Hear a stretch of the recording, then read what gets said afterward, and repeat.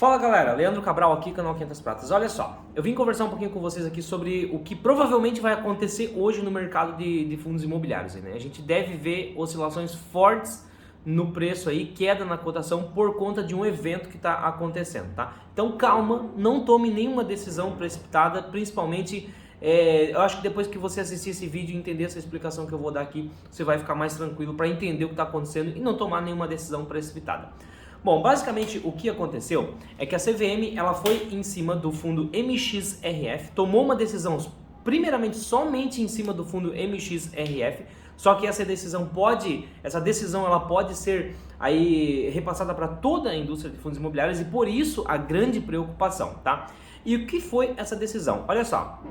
Hoje, os fundos imobiliários, eles fazem a distribuição, os proventos que a gente recebe ali, eles vêm através do lucro caixa.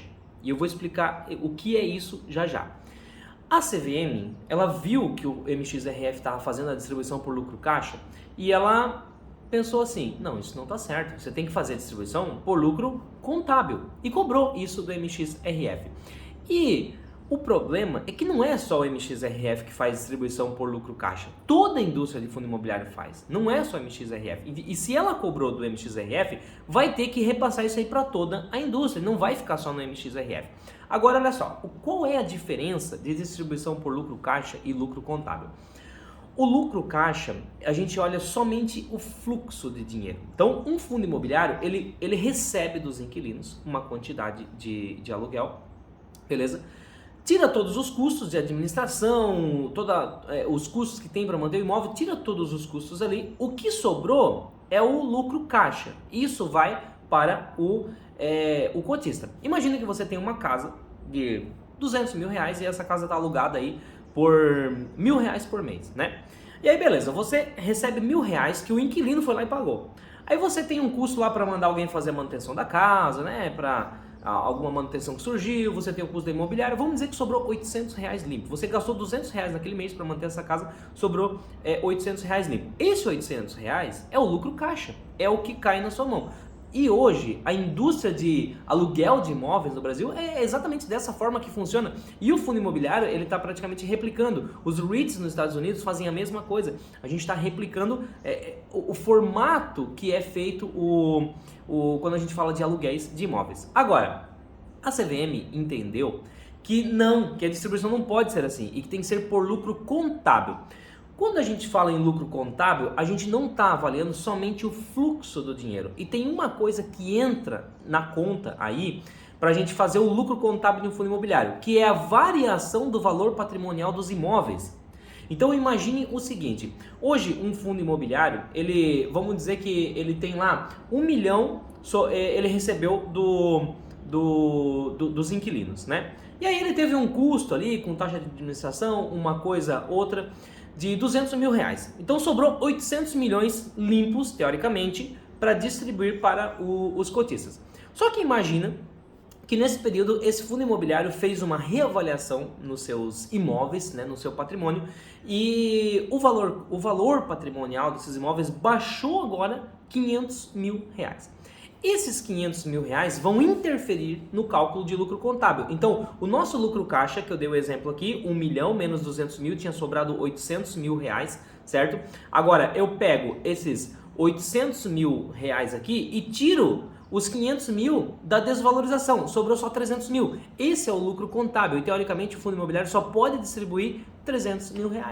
Então, a gente veria um impacto muito grande na distribuição dos proventos. Agora, se o fundo quiser distribuir mais para distribuir os 800, porque de fato entrou na mão sobrou no caixa ali do fundo imobiliário 800 mil reais. Se ele quiser distribuir tudo isso, esses 500 mil de diferença ali, que seria a desvalorização do patrimônio, ele vai ter que distribuir em forma de amortização. E quando distribui em forma de amortização, nós temos que tirar isso do nosso preço médio.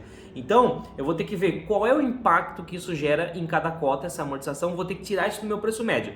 O meu preço médio ele vai caindo com isso. E lá na frente, se um dia eu for vender, eu vou ter que pagar um caminhão de imposto de renda pelo lucro que eu tenho com os fundos imobiliários. Então, automaticamente a gente passaria a ser mais taxado nos fundos imobiliários na questão do imposto de renda com essa decisão. Agora, eu tenho um outro ponto aqui, né? Imagina que essa variação patrimonial do fundo imobiliário ele não foi para baixo. Então, o mesmo exemplo aqui, um fundo ele arrecadou 1 milhão dos seus inquilinos, ele teve um custo ali de 200 mil, sobrou 800 mil no caixa. Só que ele fez uma reavaliação do patrimônio e subiu 500 mil. Então eu tinha 800 mais 500, agora eu fiquei com 1 milhão e 300 mil que eu posso distribuir. Mas não tem, só tem 800 mil na mão do fundo. Então como é que ele vai fazer para distribuir isso aí? E aí, isso aí eu quero ver o que a CVM vai dizer, né? Não ficou claro para mim isso aí ainda. Por quê? Porque se for para ele manter os 95% de distribuição que ele tem que distribuir por lei, ele vai ter que vender alguns imóveis para conseguir distribuir, certo? Ou então, qual que seria a outra decisão? Quando o fundo poderia fazer reservas de lucro, né? Não faz essa distribuição, né? Não atenderia os 95%, isso aí teria que mudar, né? Não teria mais que existir essa regra de 95%, e o fundo ele faz reserva de lucros e vai ficando com essa reserva de lucro acumulada. Se um dia lá na frente vier aí uma correção patrimonial para baixo, aí tira isso da reserva de lucros. Então mudaria muito a indústria de fundos imobiliários. Agora, vamos falar aqui, eu quero falar para você o que eu penso, o que eu vou fazer com a minha carteira de fundos imobiliários, já eu vou falar. Mas olha só, primeiro para a gente entender aqui, quais seriam os impactos com cada ativo na minha visão. Primeiro, vamos falar do mais impactado para o menos impactado. O mais impactado na minha visão são os fundos de fundos, que são os FOFs. Por quê? Porque os FOFs, os fundos de fundos, eles sofrem a valorização e desvalorização patrimonial a cada segundo, né? Porque o patrimônio de um fundo ele está ligado com o valor dos outros fundos que ele investe, o preço de mercado dos outros fundos que ele investe. Esse é o valor patrimonial. Então, todos os meses eu teria uma valorização ou desvalorização patrimonial de um FOF. E aí ficaria bem complicado para fazer essa distribuição, porque teria mês que o FOF vai distribuir, tem mês que o FOF não vai mais distribuir. E como a indústria de fundo imobiliário no Brasil, né, ela se criou e a gente, como investidor, a gente espera essa distribuição mensal, ficaria bem complicado isso aí. Eu acho que realmente a queda será muito acentuada nos FOFs e existe até a possibilidade de acabar com essa indústria de FOFs, tá? Mas isso aqui é só coisas que eu estou imaginando aqui pelo que eu estou estudando que está acontecendo, tá? Agora, vamos com calma também com essas coisas que eu estou falando aqui. Por quê? Porque isso foi uma decisão que a CVM tomou e que eu realmente acho que vai ser alterada essa decisão e eu já vou falar por quê, tá? Agora vamos para o segundo mais impactado, que seria para mim os fundos de tijolo. Por quê? Porque o fundo de tijolo sofre essa variação patrimonial também. Só que a diferença é que é uma vez por ano, geralmente, que é feita a reavaliação dos imóveis ali. Então, esse ajuste daria mais tempo para o fundo fazer as manobras, fazer os ajustes na distribuição ali e a indústria não sentiria um impacto tão imediato. Agora, quem não sofreria praticamente nada com isso aí seriam os fundos de papéis, porque os fundos de papéis não têm essa correção no valor do patrimônio, né? Os CRIs eles já são corrigidos ali pela inflação, então praticamente não mudaria nada aí para a indústria de fundos de papel. Agora, por que eu acho que a CVM vai reverter essa situação aí? Porque essa decisão que ela tomou foi em cima do MXRF, cara. Só que parece que a impressão que eu tive é que a CVM olhou e disse assim, cara, olhou para o MXRF e disse, olha, você está distribuindo pelo lucro caixa, mas você deveria distribuir pelo lucro contábil, tá errado isso aí. E tá cobrando que o fundo distribua pelo lucro contábil. Só que o problema é que toda a indústria de fundo imobiliário, eles distribuem por lucro caixa, então toda a indústria vai ter que mudar também. Não é possível que a CVM não tenha olhado tudo isso, e se não olhou, ela vai começar a mandar agora a notificação para toda a indústria mudar isso aí. Isso geraria um impacto muito grande, negativo na indústria de fundos imobiliários. E eu vejo que não é o que a CVM quer, né? A CVM está aí para fomentar o mercado, para criar essa relação entre gestor, investidor e fomentar para que o mercado cresça. E praticamente eles estariam colocando uma barreira e uma pedra, né, no sapato do mercado, né? Atrasaria muito o desenvolvimento com isso aí.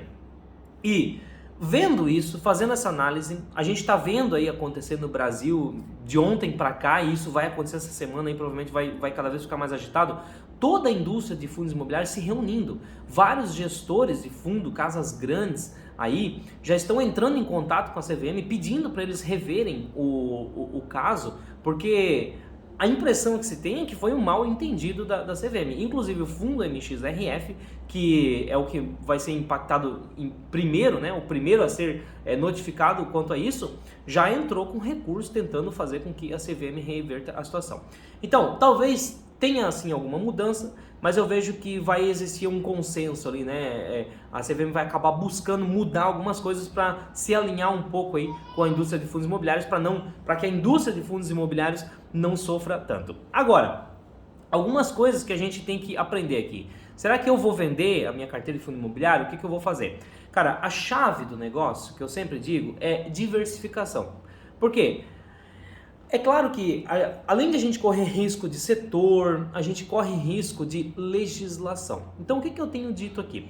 Quando a gente monta uma carteira que você diversifica entre ações, fundos imobiliários, aí você pode diversificar lá fora, REITs, estoques. Às vezes as pessoas perguntam, Leandro, por que você não investe através de BDR? Por que você não investe direto aqui pelo Brasil nos investimentos no exterior? Justamente para não estar exposto a uma única legislação. Então, quando eu levo parte do meu dinheiro lá para fora, que eu invisto em REITs, em stocks, é justamente para fugir de uma única legislação. Por conta justamente desses casos que a gente está vendo como agora. Que a CVM vai lá, os caras dão uma canetada lá e muda toda uma indústria que está sendo construída. Então esse é um risco que a gente corre. E é por isso que a gente tem que diversificar entre regiões, classes, setores. Uma carteira ela tem que ser diversificada.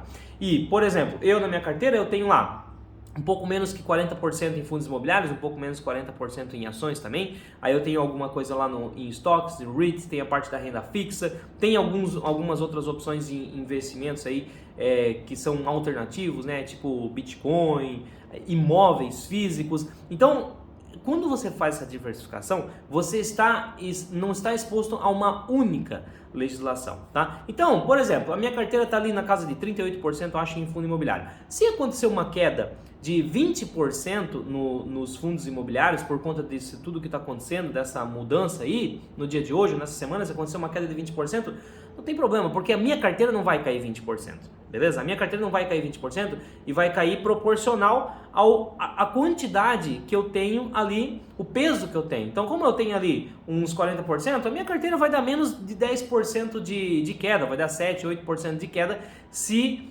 for impactado pelos fundos imobiliários, caso eles caiam ali mais ou menos 20%. Então, isso é diversificação. Agora, é claro que eu vou acompanhar isso aí, eu não vou vender nada hoje, também não vou comprar, é o momento que, até que a nova realidade seja definida, né? Vamos ver o que a CVM vai acabar entrando num acordo aí com os gestores de fundo. Até que essa nova realidade seja definida, eu tô aqui em stand-by. Se eu tiver dinheiro para investir, eu vou investir em ações, eu vou colocar no caixa, na renda fixa, eu vou fazer alguma coisa assim e eu vou ficar esperando essa decisão aí acontecer. Vou esperar a poeira abaixar para a gente ver o que vai acontecer. Então, isso é uma cabeça de um investidor que pensa de uma forma fria, que tem diversificação e que espera para ver o que vai acontecer e não faz nada no calor do momento. Por que eu estou dizendo isso? Porque provavelmente a gente vai ver uma queda acentuada hoje nessa semana. E se essa queda acentuada acontecer, por que acontece isso? Porque é decisão no calor do momento. Todo mundo achando, meu Deus, agora é o fim dos fundos imobiliários, vou correr vender esse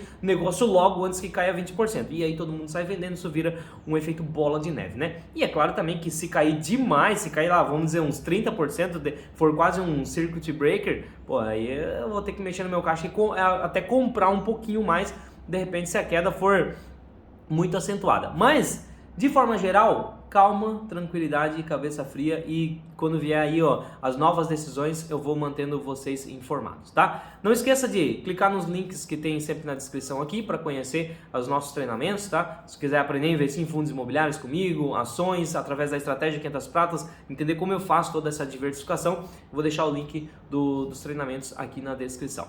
Meu nome é Leandro Cabral, esse aqui é o canal 500 pratas, espero que eu tenha te ajudado a entender toda essa loucura que está acontecendo hoje aí no mercado de fundos imobiliários. Até a próxima.